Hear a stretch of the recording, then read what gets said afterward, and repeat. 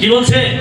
বলছে যারা ধনবান হতে চায়, যারা জাগতিক দিক থেকে ধনবান হতে চায়, বলছে তারা বিভিন্ন প্রকার সমস্যার মধ্যে পড়ে, যাদের অর্থের প্রতি আসক্তি থাকে, যারা যারা অর্থের পিছনে দৌড়ায়, যারা এই অর্থ রোজগার করার জন্য বিভিন্ন মন্দ পথ বেছে নেয়, যারা ধনবান হতে চায়, বলছে তারা যাতনার কণ্ঠকে নিজেদেরকে আবদ্ধ করে। কিন্তু তুমি দেখুন কি বলছেন, খুব সুন্দর এখানে কথা লেখা রয়েছে, বলছে কিন্তু তুমি হে ঈশ্বরের লোক, হালেলুয়া, কিন্তু তুমি হে ঈশ্বরের লোক এই সকল থেকে পালিয়ে যাও।